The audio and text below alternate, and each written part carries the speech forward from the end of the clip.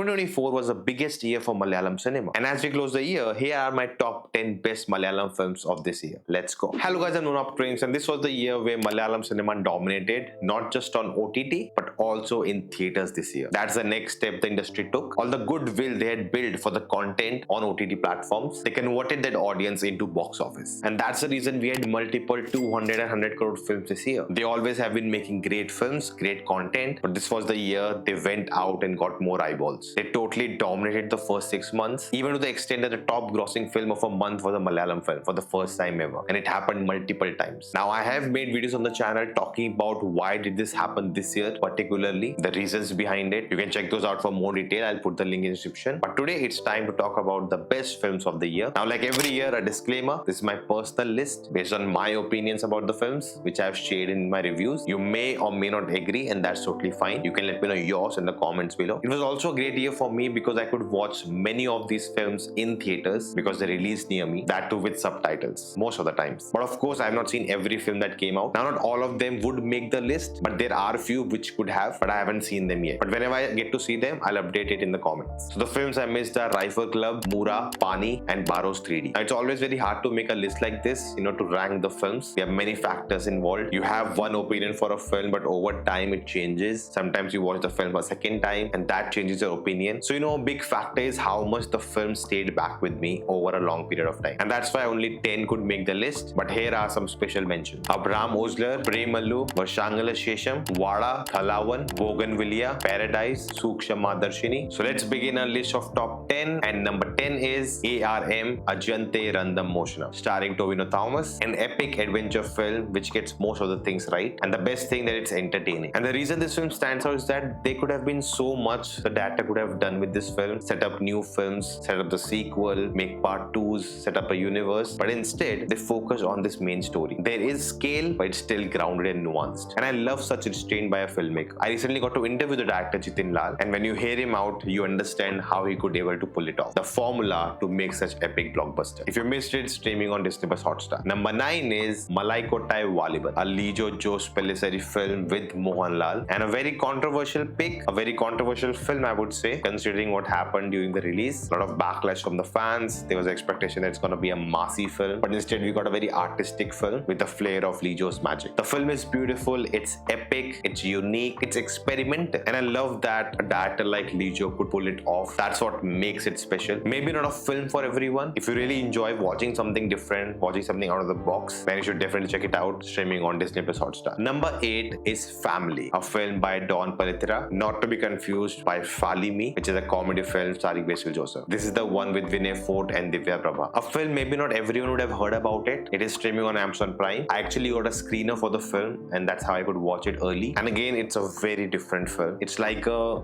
character study of a predator. And this film shows it so casually, as if it's happening all around us, but invisible to our eyes. And that's actually the reality. The film is not at all a thriller. It's not about finding that person. It's not about justice. It's just a drama of what happens. How we see the red flags present in front of us, but we just ignore them because that person is family to us. How could a family member do something wrong? It's a very raw film, almost feels like a documentary. The performances are top notch and a must if you want to see something different. Number 7 is Aadujeevitham, or The Goat Life by Blessy, starring Prithviraj Sukumaran, who has nailed it, one of the best performances of the year. As I said in my review, he was the character. I never saw Prithviraj on screen. I showed this film to my parents and they absolutely loved it. And it's an amazing survival drama. You feel like you are with the character throughout. You feel that pain, what they are going through. It's beautifully captured, technically solid, amazing music. The only demerit for me was, cutting back to the flashback scenes, which felt like they kind of ruined the experience of, being in the moment with the character. It's streaming on Netflix. Number 6 is Bramayugam, a black and white supernatural thriller starring the legendary actor Mammootty as the antagonist of the film. From the first looks of the film, everyone was excited. You can call it a twin sister to Tumbad, the way it tells the story. It is slow, it takes its time, it builds up those intense moments, but it's not really about those jump scares. It's telling a more layered and nuanced narrative. It talks about casteism, it talks about oppression in different forms, and how it's a cycle that keeps going on. Yet again, an example of Malayalam cinema trying something different and unique with a legendary actor backing it. You can experience it on Sony Live. Number 5 is Aavesham, starring and reintroducing Fahad Fasil. He once again creates an iconic character, and I need an updated version of this. Written and directed by Jitu Madhavan, coming back after the success success of Romancham, and yet again he delivers an entertaining film with a lot of fun, humor, emotions, and an amazing soundtrack by Sushil Sham which went viral. A film that actually broke barriers and went out. Could have done way more at the box office if there were no